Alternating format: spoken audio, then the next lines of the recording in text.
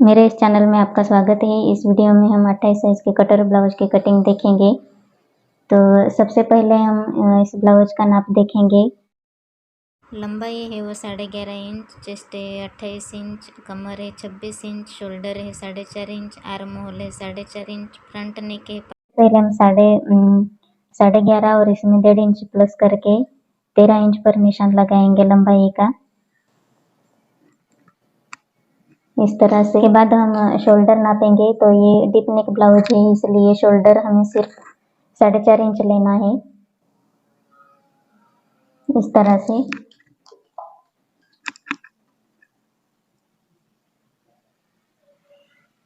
ये निशान थोड़ा डार्क करती हूँ मैं। गले की तरफ हम आधा इंच इस तरह से डाउन करेंगे। गले की तरफ आधा इंच इस तरह से डाउन करना है। इस तरह से हमें डिप नेक का कभी भी कटिंग करते समय इस बात का ध्यान रखना है। इसके बाद हम आर्म होल लेंगे। तो 4.5 इंच हमने शोल्डर लिया है, तो आर्म होल भी हम 4.5 इंच पर लेंगे। इस तरह से 4.5 इंच पर हमने निशान लगाया है। हम चेस्ट का नाप लेंगे। तो चेस्ट है 28 इंच। 28 का चौथा भाग लेना है, तो वो 7 इंच पर आएगा। 7 इंच। और आप चाहो तो 1.5 इंच मार्जिन, सिलाई मार्जिन रख सकते हैं, या 2 इंच भी। मैं यहाँ 2 इंच सिलाई मार्जिन रखती हूँ।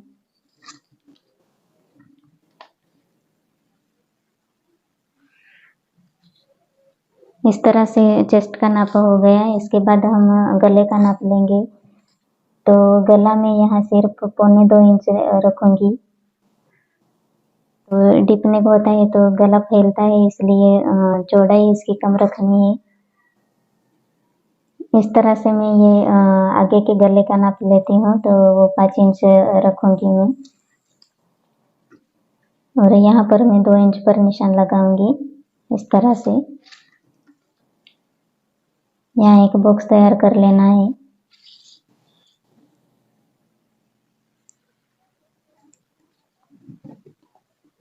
इसके बाद हमें आर्म होल की गोलाई देनी है। तो आर्म होल की गोलाई देखो कि किस तरह से देनी है, क्योंकि ये बहुत ही छोटा ब्लाउज है, तो इसलिए आर्म होल की गोलाई सिर्फ और सिर्फ यहाँ 1.25 इंच पर दूंगी मैं। ये पीछे के आर्म होल की गोलाई है।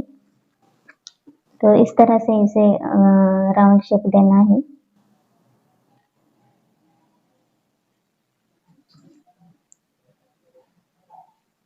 और ये यहाँ चेस्ट का निशान है। तो चेस्ट के निशान से थोड़ा यहाँ तिरछा कर लेना है। इस तरह से निशान लगाने से हमें यहाँ कभी कभी चुन्नटें आती है, झोल पड़ती है, तो वो नहीं, वो प्रॉब्लम इसमें सॉल्व हो जाती है। ये पीछे का आर्म होल है, तो मैं आगे के आर्म होल की गोलाई दूंगी। तो वो यहाँ आधा इंच इस तरह से पीछे की तरफ लेना है। इस तरह से निशान लगाना है। और इस तरह से यहाँ से आर्म होल की गोलाई देनी है। तो वो भी मैं यहाँ 1.25 इंच लूंगी। 1.25 इंच पर इस तरह से निशान लगाना है।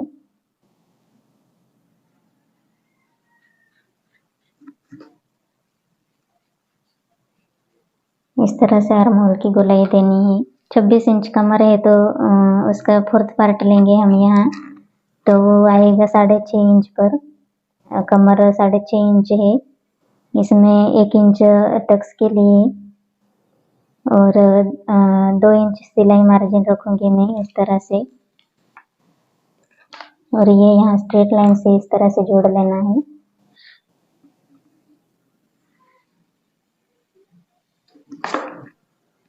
इस तरह से स्ट्रेट लाइन ड्रॉ करनी है। गले का शेप देने के लिए यहाँ हम 1.25 इंच पर इस तरह से निशान लगाएंगे।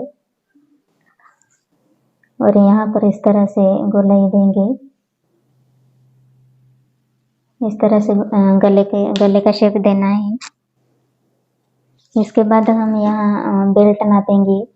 तो बेल्ट यहाँ हम 3.5 इंच नापेंगे, क्योंकि हमने यहाँ बेल्ट के लिए भी मार्जिन छोड़ा है, तो इसलिए यहाँ 3.5 इंच नापना है। 3.5 इंच हम नापेंगे तो यहाँ 1 इंच सिलाई मार्जिन में जाएगा। ऊपर की तरफ जब हम एक कटोरी जोड़ेंगे तो वहाँ आधा इंच जाएगा और नीचे की तरफ आधा इंच जाएगा। तो 3.5 में से 1 इंच चला जाएगा तो 2.5 इंच का ये बेल्ट होगा। तो इसलिए हमें 3.5 इंच पर एक निशान लगाएंगे और इस तरफ 3 इंच पर निशान लगाएंगे इस तरह से।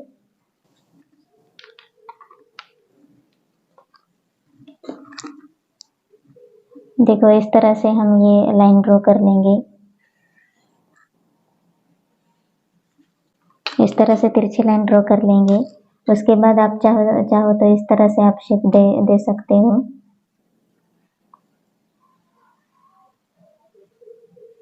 इस तरह से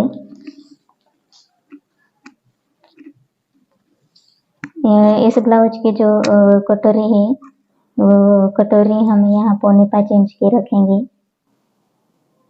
इस तरह से नापना है 4.25 इंच और ऊपर की तरफ 2.5 इंच का ये एक लाइन ड्रॉ करनी है इस तरह से।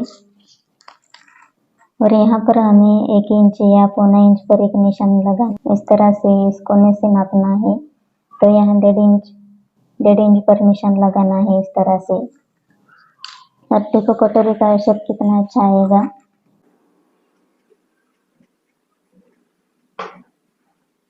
कम ज़्यादा हो जाए तो वो अच्छे से यहाँ मिला लेना है। देखो इस तरह से ये कटोरी यहाँ निकलेगी। बाद में हम इस कटोरी का सेंटर निकालेंगे इस तरह से। 4.25 इंच का सेंटर यहाँ इस तरह से निकालना है। ये फोल्ड करना है ये टेप। यहाँ एक निशान लगा लेना है और ऊपर की तरफ हम यहाँ 1.5 इंच पर निशान लगाएंगे इस तरह से। ये हमारा टक्स पॉइंट आ गया। तो इस तरह से ये आगे का पल्ला है। ये दोनों आगे और पीछे का दोनों पल्ले का ड्राफ्टिंग मैंने एक साथ किया है। तो एक साथ ही कटिंग करेंगे इस दोनों पल्ले का। तो सबसे पहले गले की तरफ से हम यहाँ शुरुआत करेंगे।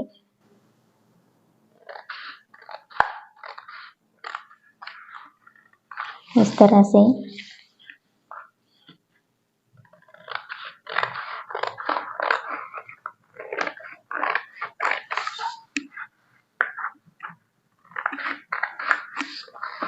ये पीछे का आर्म होल है। पीछे के आर्म होल की कटिंग इस तरह से कर लेनी है।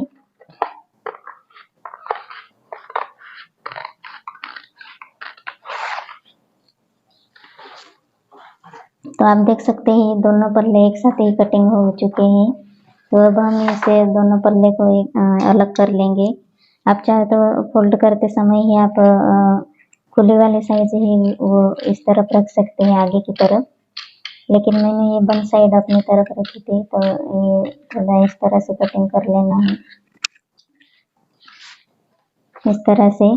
और यहाँ से हमने जो 1.5 इंच ज़्यादा मार्जिन लिया था आगे के पल्ले का, तो यहाँ से आधा इंच कट करके निकाल देना है। बस इतना ही चेंजेस ये करना होता है पीछे के पल्ले में।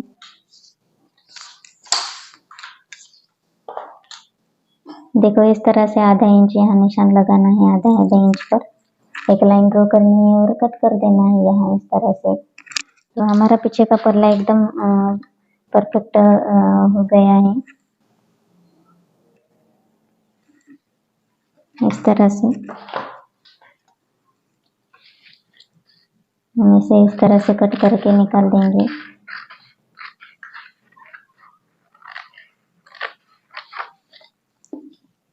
ये हमारा पीछे का पल्ला है और पीछे के पल्ले में हम यहाँ नेक ड्रॉ करेंगे। नेक के लिए हमने आगे के पल्ले में नेक के लिए हमने आगे के पल्ले में 2 इंच पर निशान लगाया है। नेक की गहराई हम यहाँ 9.5 इंच पर लेंगे इस तरह से और यहाँ 2 इंच पर निशान लगाएंगे।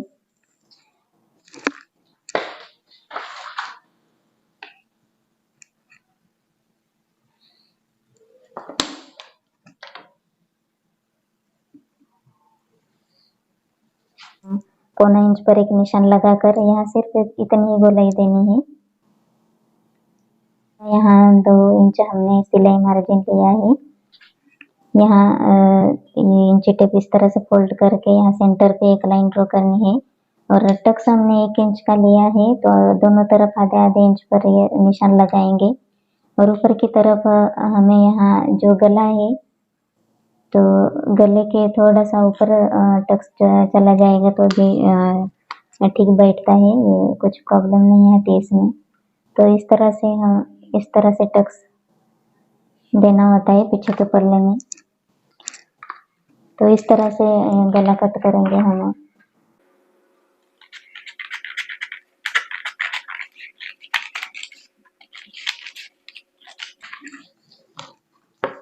देखो ये पीछे का पल्ला हमारा यहाँ कटिंग हो चुका है और हम आगे के पल्ले की तरफ देखेंगे अब। तो आगे के पल्ले में से हमें यहाँ आर्म होल कटिंग करनी होती है। सबसे पहले आर्म होल कटिंग करना होता है।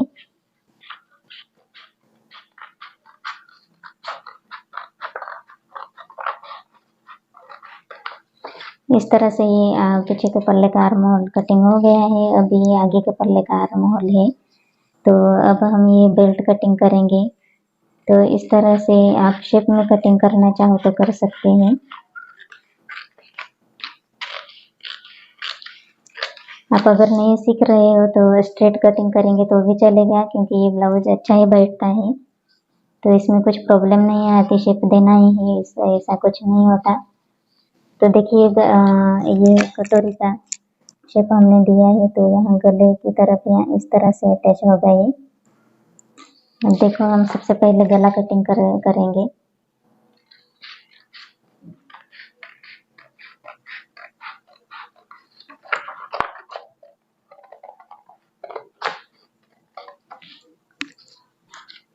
गले की कटिंग हो चुकी है। अब हम कटोरी निकालेंगे।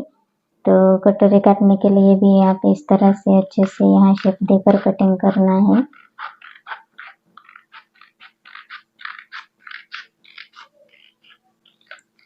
इस तरह से अभी ये पार्ट हमारा ही काम में आएंगे। ये हम सिलाई करने के लिए जैसा ही वैसे ही हम यहाँ कटिंग करेंगे ब्लाउज पर रख के, क्योंकि बेल्ट में भी हमने यहाँ 1 इंच मार्जिन लिया है तो हमें बेल्ट में भी मार्जिन लेने की जरूरत नहीं है। कपड़े पर जिस तरह से हमने कटिंग किया है वैसा ही रख के आपको कटिंग करना है। और ये जो कटोरी है ये कटोरी हमें बढ़ानी है सिर्फ। तो कटोरी बढ़ाने के लिए ये पेपर हमने लिया है। तो इस पेपर का हम इस तरह से कटिंग कर लेंगे।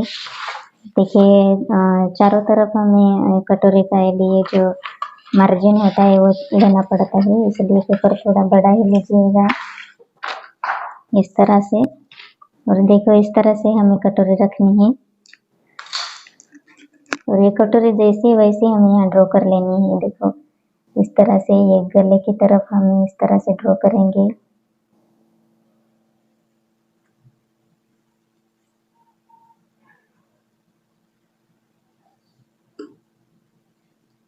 देखो एज इट इज मैंने यहाँ ड्रॉ कर लिया है, कुछ भी यहाँ चेंजेस नहीं किया है।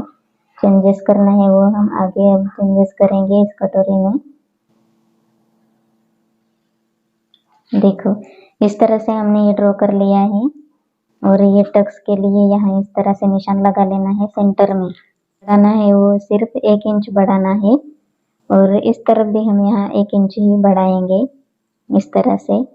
और ध्यान रखना है यहाँ सिलाई मार्जिन के लिए भी हमें लेना पड़ता है, तो इसलिए यहाँ आधा इंच बढ़ाना है।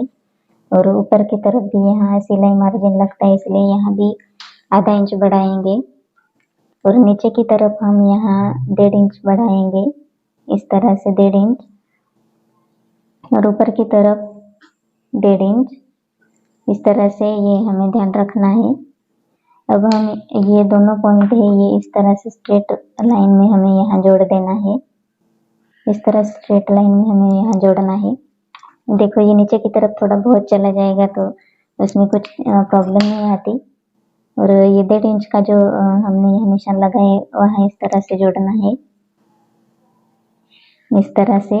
और यहाँ देखो यहाँ मैंने आधा इंच लिया है एक्स्ट्रा, तो ये आधा इंच इस तरह से जोड़ना है। और ऊपर की तरफ यहाँ आधा इंच लिया है इस तरह से। तो इस तरह से शेप देना है हमें जिस तरह से कटोरी है उसी तरह से हमें यहाँ जोड़ देना है कटोरी के निचले हिस्से में, इस तरह से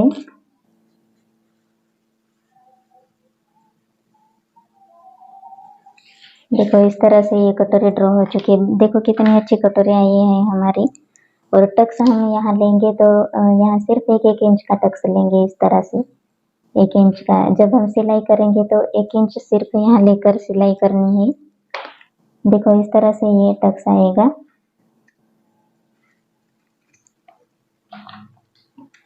तो बस हो चुका हमारा कटोरी का ड्राफ्टिंग। अब हम इसकी कटिंग करेंगे।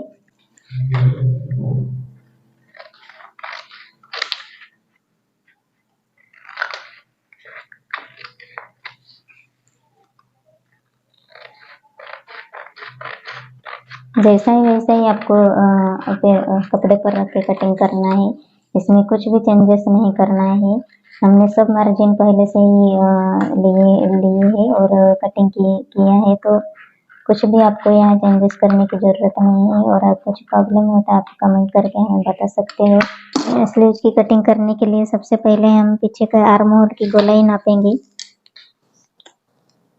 तो देखिए ये मैंने यहाँ 2 इंच सिलाई मार्जिन रखा है और ऊपर की तरफ यहाँ आधा इंच चला जाएगा। तो इस तरह से नापने से यहाँ आएगा वो 6.25 इंच आएगा हमारा आर्म होल। 3.5 इंच की स्लीव्स कटिंग करनी है, तो ये पेपर मैंने 4.5 इंच का लिया है। तो इस तरह से आधे इंच पर यहाँ एक निशान लगाना है नीचे स्लीव्स फोल्डिंग के लिए। या आप अस्तर की स्लीव कटिंग करोगे तो भी यहाँ आधा इंच लेना ही पड़ता है, क्योंकि जो मेन फैब्रिक है उसके साथ अटैच करने के लिए आधा इंच लगेगा। और ये 3.5 इंच की स्लीव है, तो 1.5 इंच पर यहाँ एक निशान लगाऊंगी मैं, और यहाँ पर भी 1.5 इंच पर निशान लगाना है। और ये 1.5 इंच पर जो हमने निशान लगाए हैं वो यहाँ जोड़ लेना है।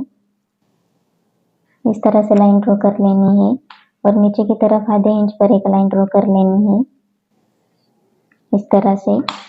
देखो स्लीव्स की कटिंग करते समय हमने जो आर्म होल नापा है ब्लाउज में, तो आर्म होल से आधा इंच ज़्यादा यहाँ लेना होता है, क्योंकि आधा इंच ज़्यादा यहाँ इसलिए लेना होता है, आगे के पल्ले का जो आर्म होल है वो कभी भी आधा इंच ज़्यादा ही होता है। तो सिलाई करते समय स्लीव्स कम होती है, तो इसलिए आधा इंच ज़्यादा लेकर ही हमें यहाँ कटिंग करनी होती है। और 2 इंच सिलाई मार्जिन। आपको पता ही होगा, जो आपने कभी ब्लाउज सिला होगा, तो कभी कभी स्लीव्स कम हो जाती है आर्म होल के हिसाब से। तो यही प्रॉब्लम है कि स्लीव्स छोटी इसलिए कटिंग होती है कि हम यहाँ जितना आर्म होल होता है उतना ही लेते हैं, इसलिए ये बात ध्यान रखना है।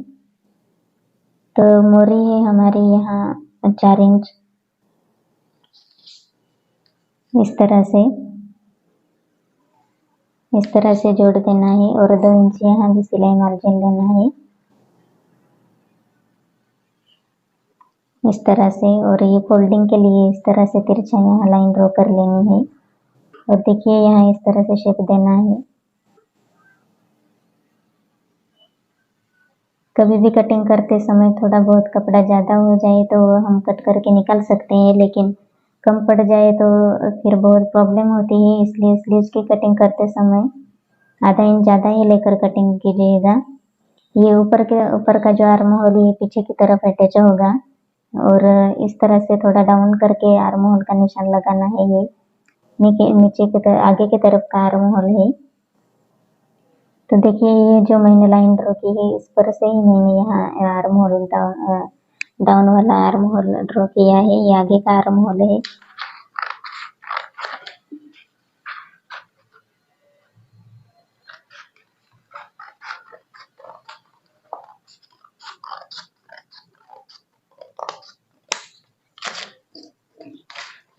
ये हमारे स्लीव्स की कटिंग हो चुकी है, तो इसे ओपन कर लेंगे हम इस तरह से।